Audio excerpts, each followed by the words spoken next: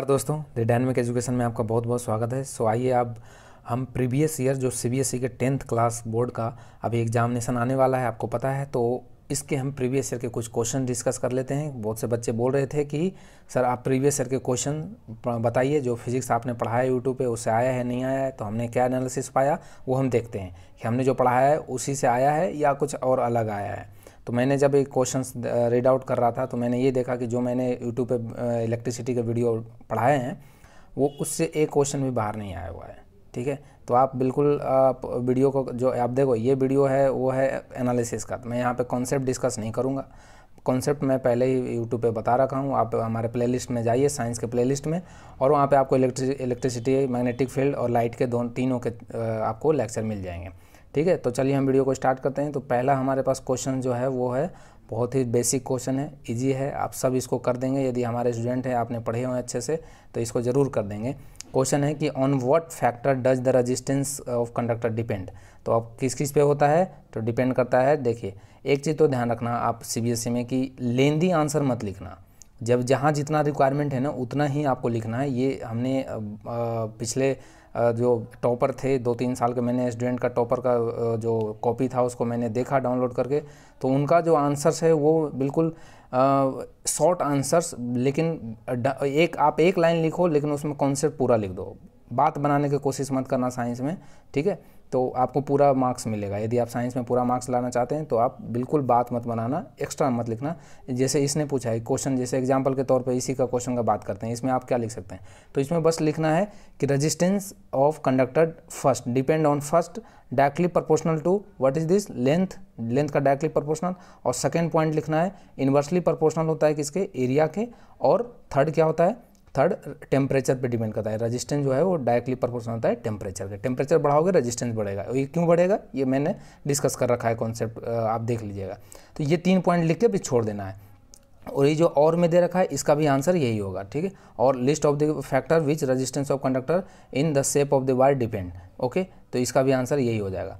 अब चलिए नेक्स्ट हम देखते हैं। नेक्स्ट क्या है, नेक्स्ट है क्वेश्चंस यहाँ पे सॉल्व करने वाला क्वेश्चन है। तो काफ़ी इजी क्वेश्चन है सॉल्व करने वाला भी, कि जो बल्ब है वो देखिए 40 वाट का है। 40 वाट मतलब पावर दे रखा है, आपको पावर गिवन है 40 वाट, और वोल्टेज दे रखा है कि 220 वोल्ट है, और करंट पूछ रहा है। तो आप नहीं जानते हैं P इक्वल टू क्या होता है, V इंटू आई, हो गया सिंपल, सॉल्यूशन हो जाएगा। फिर बोल रहा है it when connected 220 volt supply find the resistance. तो रेजिस्टेंस का फॉर्मूला आप जानते हैं, रेजिस्टेंस का फॉर्मूला क्या होता है।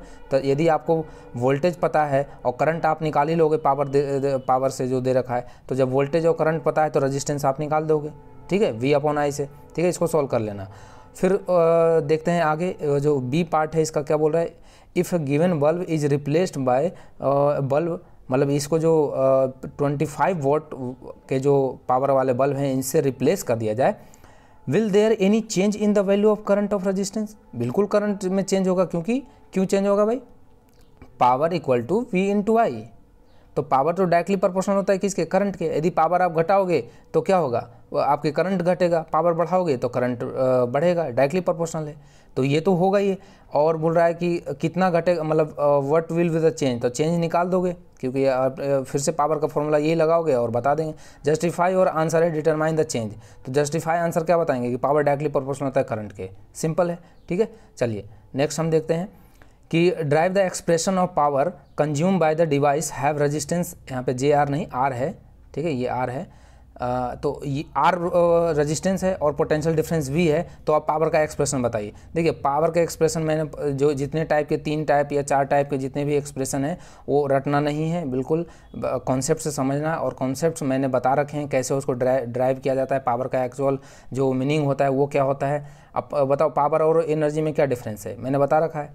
आप कमेंट सेक्शन में बताओ कि दोनों में क्या डिफरेंस है। और एनर्जी, पावर, वर्क मैंने सब डिस्कस कर रखा है, तो आप लेक्चर ज़रूर देखें। मैं यहाँ पे टाइम वेस्ट नहीं करूँगा उन बच्चों को जो इन्होंने पहले से पढ़ रखा है, मैं एनालिसिस कर रहा हूँ सिर्फ।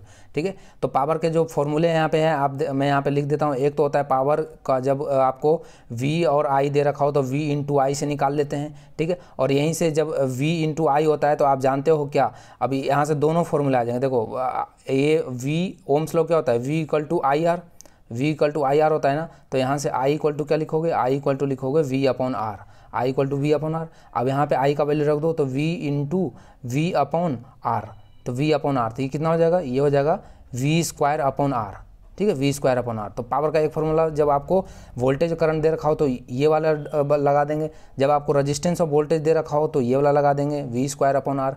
अब यहाँ पे यदि मान लो कि वोल्टेज नहीं दे रखा हो, करंट और रेजिस्टेंस दे रखा हो, तो भी आप यहाँ से आप इस बार वोल्टेज का वैल्यू निकालो। वोल्टेज क्या हो जाएगा, वोल्टेज IR हो जाएगा, यहाँ IR रखोगे तो कितना हो जाएगा, I पहले से है तो ये हो जाएगा I स्क्वायर आर। तो ये तीन फॉर्मूले ये ड्राइव कर देना है आपको, सिंपल है। और स्टार्ट कहाँ से करना है, स्टार्ट करना है जब ये डेरिवेशन पूछा है ना, डेरिवेशन पूछा है तो आपको पहले वर्क का बताना पड़ेगा कि वर्क क्या होता है। वर्क होता है, हमने पढ़ा रखा है ना, वर्क क्या होता है, Q इंटू वी, ठीक है। और यही से भी बताना पड़ेगा कि पावर क्या होता है, W/T, तो इधर भी T से डिवाइड करेंगे, और Q/T क्या होता है, करंट होता है, तो यहीं से आता है V इंटू आई का फॉर्मूला, पावर इक्वल टू, ठीक है। तो ये हमने देखो बता ही दिया आपको, और बाकी डिटेल में कैसे क्या होता है उसको डिस्कस किया है मैंने, उसको देख लेना। फिर नेक्स्ट हम देखते हैं क्या बोल रहा है कि और में दिया है कि a device of resistance R connected across voltage V drawn current I drive the expression of power in terms of voltage and resistance. तो ये भी कर देंगे, वही है मैंने बता ही दिया आपको। चलिए अब हम देखते हैं नेक्स्ट 4 नंबर क्वेश्चन क्या है। 4 नंबर क्वेश्चन क्या है बच्चों, देखते हैं।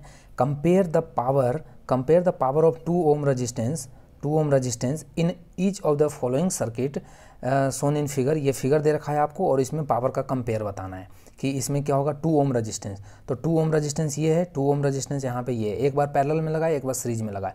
अब यहाँ देखो बच्चा क्या होगा, यहाँ पे कन्फ्यूजन क्या होगा, बच्चा क्या करेगा कि पावर का फॉर्मूला सर आपने तो अभी बताया कि जब वोल्टेज और रेजिस्टेंस दे रखा हो तो V स्क्वायर अपॉन आर लगा देना है और निकाल देना है। ठीक है बच्चा, मैंने बता दिया, बिल्कुल सही, आप लगा भी दोगे, लेकिन गलत हो जाएगा एक जगह। कब, अब देखो यहाँ पे कॉन्सेप्ट आ जाएगा क्या कि जब इसमें तो ये वाला फॉर्मूला डायरेक्टली यूज नहीं होगा जब सीरीज में है। हाँ पैरेलल में है तो लगा सकते हो, ये दोनों पैरेलल में। और पैरेलल में क्यों लगा सकते हैं बच्चा, पैरेलल में इसलिए लगा सकते हैं क्योंकि हमने पढ़ा है पैरेलल कनेक्शन में वोल्टेज क्या होता है, सेम होता है। तो ये दोनों रेजिस्टेंस के अकॉर्डिंग क्या होगा, अक्रॉस दोनों का वोल्टेज सेम है। यदि यहाँ पे 4 वोल्ट है तो यहाँ भी 4 वोल्ट होगा बच्चा, ठीक है। तो ये इसमें तो हम डायरेक्टली फॉर्मूला लगा देंगे और इसका पावर कितना आ जाएगा, 2 ओम रेजिस्टेंस के अकॉर्डिंग जो पावर है पूछा है, तो पावर इक्वल टू यहाँ पे लिख देंगे, पावर वोल्टेज कितना दिया है 4 इंटू 4 हो जाएगा तो 16 हो जाएगा, और रेजिस्टेंस कितना है 2, तो ये हो जाएगा 8। क्या यूनिट जरूर लिखना है, यूनिट पे नंबर कट जाएगा, ये 8 वॉट लिख देंगे हम, 8 वॉट, ठीक है। पावर कितना हो जाएगा 8 वॉट। ओके, ये तो हमने निकाल लिया। अब हम इसका देखते हैं कि क्या होगा बच्चा। तो इसका क्या होगा, देखो ये अब आप जानते हो कि सब कॉन्सेप्ट जानते हो कि जो सीरीज कनेक्शन होता है उसमें क्या होता है बच्चा, उसमें वोल्टेज क्या होता है, डिफरेंट होता है। तो इस रेजिस्टेंस और इस रेजिस्टेंस में दोनों में वोल्टेज क्या आएगा, डिफरेंट आएगा। तो यदि आप P = V square upon R direct formula लगा दोगे बच्चों, तो ये वोल्टेज तो 6 वोल्ट यहाँ पे है, लेकिन यहाँ जाते जाते तो एनर्जी कम जाएगी ना। यहाँ पे देखो मैंने कॉन्सेप्ट बता रखा है, मैं यहाँ डिस्कस नहीं करूँगा। तो आप बस ये जानो कि वोल्टेज डिफरेंट होता है। तो यहाँ पे तो 6 वोल्ट आएगा ही नहीं इसके पास, इस रजिस्टेंस 2 ओम के पास, यहाँ तो कम आएगा। तो आप यदि 6 डायरेक्ट यूज कर दोगे तो गलत हो जाएगा ना। तो यहाँ पे हमें सीरीज में क्या, सीरीज में कौन सा सेम होता है, तो सीरीज में होता है आई का कॉन्स्टेंट होता है, करंट सेम होता है। हाँ, तो करंट हम इस जो रजिस्टेंस है 2 ओम रजिस्टेंस है, इसके अकॉर्डिंग हम करंट निकाल लें और करंट के फॉर्मूला से फिर हम पावर निकाल दें, वो सही होगा। तो करंट का भी हमने फॉर्मूला क्या पढ़ा था, P = I स्क्वायर आर, ये बना देखा था अभी।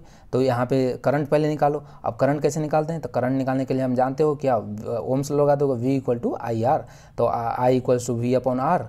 V आपको पता ही है, V आपको पता है 6 और ये 2, तो यहाँ से 3 रख देंगे और ये आ जाएगा, ठीक है। तो यहाँ से निकाल के और फिर कंपेयर करने बोल रहा है तो रेशियो बता देना। इसको मान लो पावर P1 और इसमें जो आएगा, जो पैरेलल में आएगा उसको P2, दोनों का रेशियो निकाल के ये हमारा करेक्ट आंसर हो जाएगा, ठीक है।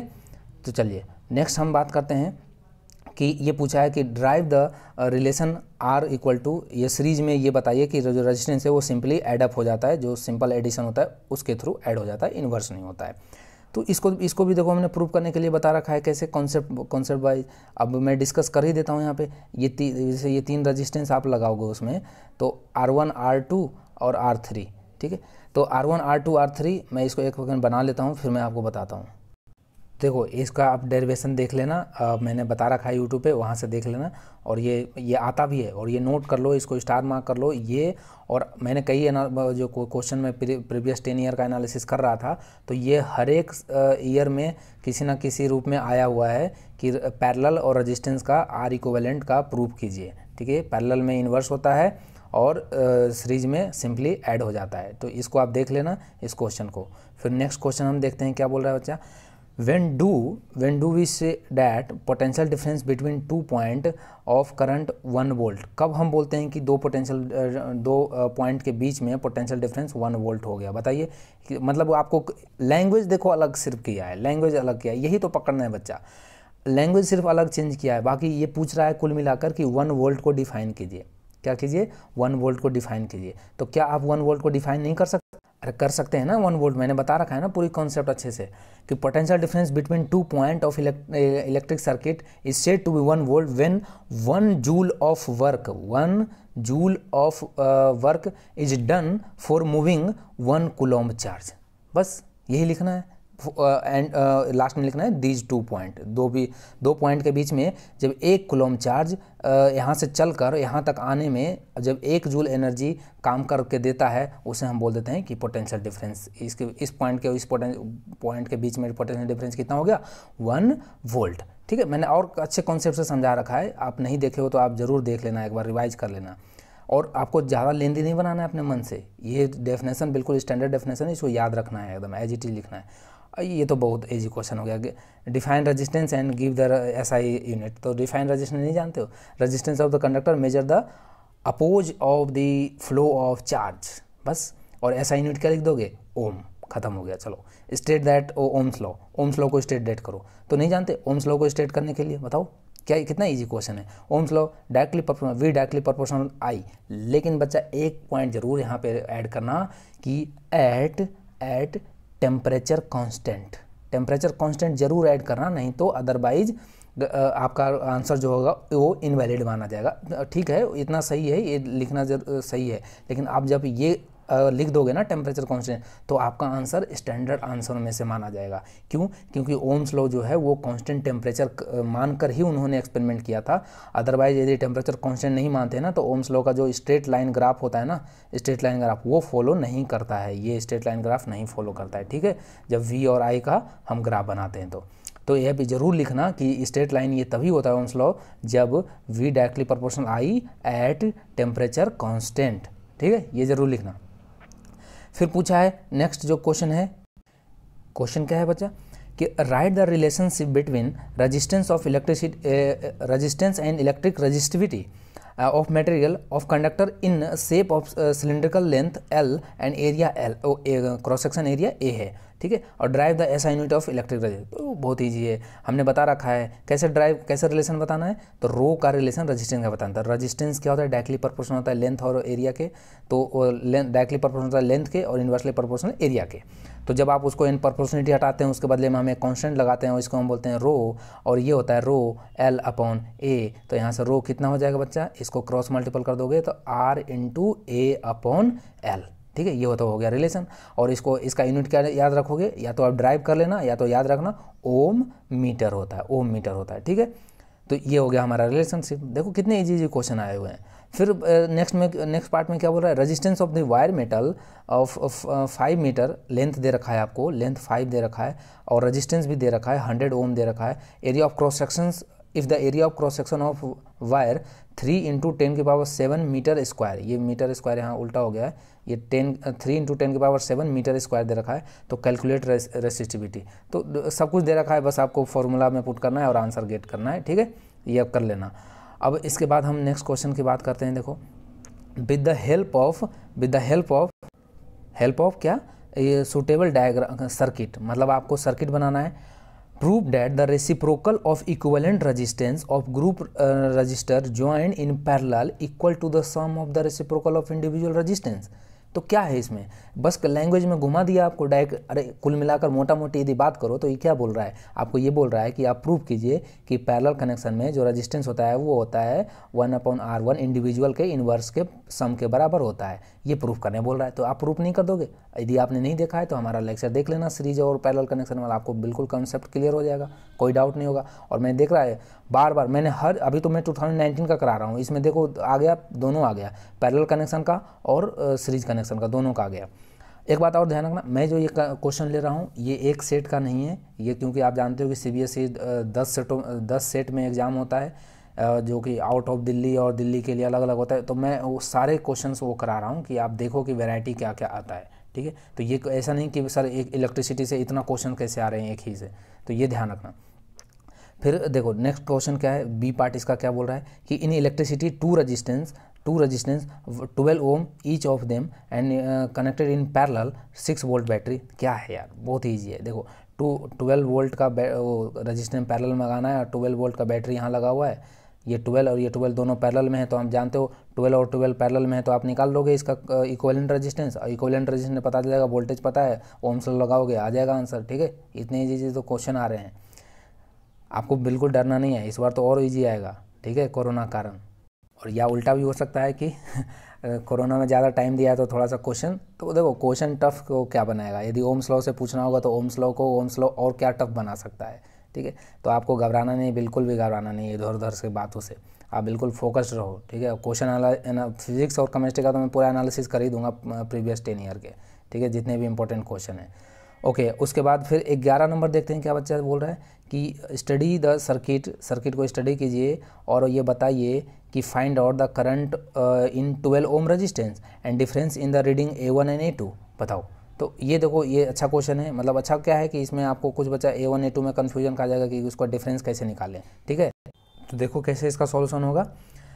पहले तो A1 A2 क्या है, अमीटर है, ये ध्यान रखना है, ठीक है। A1 A2 क्या है, अमीटर है। और अमीटर क्या मेजर करता है बताओ, अमीटर मेजर करता है करंट को मेजर करता है, ठीक है, करंट को मेजर करता है। यहीं पे मैं डिफरेंस बता देता हूँ, चलो। अमीटर करंट को मेजर करता है, ये ध्यान रखना है। लेकिन पूछे कि गैल्वेनोमीटर क्या करता है बच्चा, तो गैल्वेनोमीटर जो मेजर करता है, मेजर तो नहीं करता है, गैल्वेनोमीटर डिटेक्ट करता है। क्या करता है, डिटेक्ट करता है, ठीक है। और क्या डिटेक्ट करता है, करंट को। तो दोनों में डिफरेंस ध्यान रखना, बच्चे कंफ्यूज खा जाते हैं कि अमीटर भी करंट को मेजर कर रहा है, गैल्वेनोमीटर का करंट को मेजर कर रहा है, फिर डिफरेंस क्या है। नहीं बच्चा, आपको क्या ध्यान रखना है, अमीटर जो है करंट को मेजर करता है, मतलब वैल्यू बताता है। लेकिन जब गैल्वेनोमीटर कहाँ यूज करते हैं, जहाँ पे करंट को डिटेक्ट करना होता है, पता करना होता है कि यहाँ पे करंट है या नहीं है। ये वैल्यू नहीं बताता है करंट का कि 12 एम्पियर का है, 5 एम्पियर का, ये नहीं बताता है। तो इसका गैल्वेनोमीटर का कहाँ यूज करेंगे, आपने कहाँ पढ़ा होगा, जब आप करंट में जब पढ़ रहे होंगे ना, इंड्यूस्ड करंट का जब कॉन्सेप्ट पढ़ रहे होंगे कि भाई एक कॉइल लेते हैं और इसके बीच में हम क्या इंसर्ट करते हैं, इसमें इंसर्ट करते हैं एक मैग्नेट को, जब यहाँ पे पुश करते हैं और पुल करते हैं तो यहाँ पे हम जानते हैं कि इसमें एक करंट इंड्यूस होता है। इसको करंट को डिटेक्ट करने के लिए हम गैल्वेनोमीटर लगाते हैं, ठीक है। तो अब क्लियर हो गया, गैल्वेनोमीटर डिटेक्ट करता है, अमीटर करंट को मेजर करता है। ओके, अब हम बात करते हैं इस क्वेश्चन का। तो देखो इसमें कंफ्यूज नहीं खाना है, A1 A2 दोनों किस में लगा हुआ है, 12 ओम में पूछा है ना, करंट पूछा है किस में, करंट पूछा है 12 ओम में। तो पहले तो करंट बता दो 12 ओम में क्या है, बताओ क्या होगा 12 ओम में करंट कितना होगा, बता दो जल्दी। देखो ये जो यहाँ से पहले तो आप ये निकालोगे, देखो यहाँ सबसे पहले तो सर्किट को एनालिसिस करना है। सर्किट क्या एनालिसिस करेंगे कि ये दोनों 24 ओम रेजिस्टेंस किस में है, पैरेलल में है, और ये सीरीज में है इसके साथ। तो पहले इसको सॉल्व कर लो, 24 और 24 का सॉल्यूशन कर लोगे, और इसको सॉल्यूशन करने के बाद फिर देखो ये एक 24 यहाँ से जो इक्विवेलेंट रेजिस्टेंस जो आएगा इसका, ठीक है, 24 और 24 को सॉल्व करने के बाद, और उसके बाद फिर ये इसको 12 ओम जो है वो किस में हो जाएगा, सीरीज में हो जाएगा। तो टोटल जो आर इक्विवेलेंट जो मैंने कैलकुलेट किया, टोटल आर इक्विवेलेंट जो आ जाएगा कितना आ जाएगा, ये आ जाएगा, क्योंकि 24 और 24 का कैलकुलेशन करो तो 24 × 24 प्लस 24 और 48 हो जाएगा, तो ये फाइनली 12 आएगा, ठीक है। तो इसके जगह पे कितना आएगा, ये भी 12 और ये भी 12, तो टोटल इक्विवेलेंट रेजिस्टेंस सर्किट में कितना हो जाएगा, 24 ओम का, ठीक है, 24 ओम का। अब कुछ बच्चा यहाँ पे क्या कर देगा कि ये 12 ओम रेजिस्टेंस के अकॉर्डिंग पूछा है करंट, तो डायरेक्टली लगा देगा क्या, 6 वोल्टेज अपॉन ये रेजिस्टेंस, तो वोल्टेज अपॉन रेजिस्टेंस करंट हो जाएगा। तो आप यहाँ से 6/12 कर दोगे और हाफ कर दोगे, जो कि हो जाएगा गलत, ठीक है, ये हो जाएगा गलत। हमें नहीं ऐसा करना है, हमें पहले पूरे सर्किट का इक्विवेलेंट, क्योंकि सर्किट ये वोल्टेज जो है, ये वोल्टेज यहाँ से सप्लाई होगा तो पहले इसमें भी जाएगा, बाद में इसमें आएगा, तो पहले हमें पूरे इसको करंट निकालना है ना, पूरा का इस सर्किट में करंट निकालना है। तो इस सर्किट में करंट निकालने के लिए हमें पहले इसके आर इक्विवेलेंट को निकालना पड़ेगा, और आर इक्विवेलेंट निकालने के लिए हमें रेजिस्टेंस देखना होता है।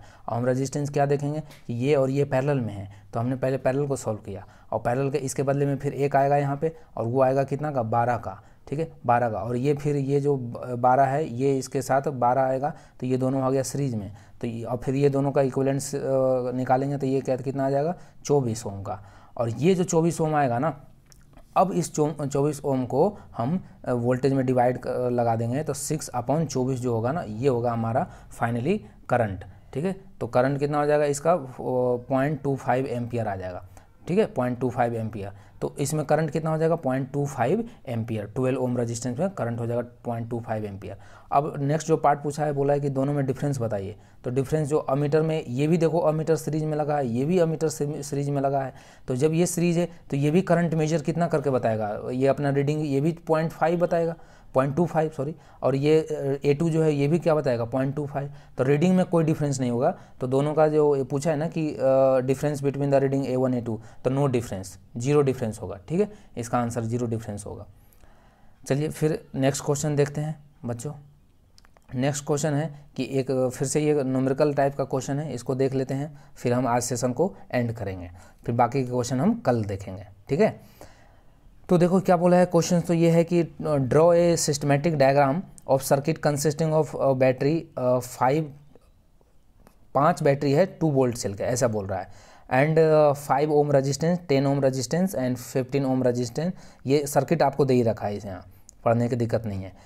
तो फर्स्ट क्या कैलकुलेट करना है, इसमें कैलकुलेट करना है कि calculate the electric current passing through the circuit W when circuit when they are closed. एक बार तो निकालना है जब ये क्लोज होगा, और एक बार जब निकालना है किसके ohm, calculate resistance passing through the circuit when switch is closed across the potential. ये शायद क्वेश्चन कुछ उल्टा हो गया है, इसको देखना पड़ेगा, इस क्वेश्चन को मैं बाद में कराता हूँ, ये शायद टाइपिंग में मिस्टेक हो गया है, ठीक है।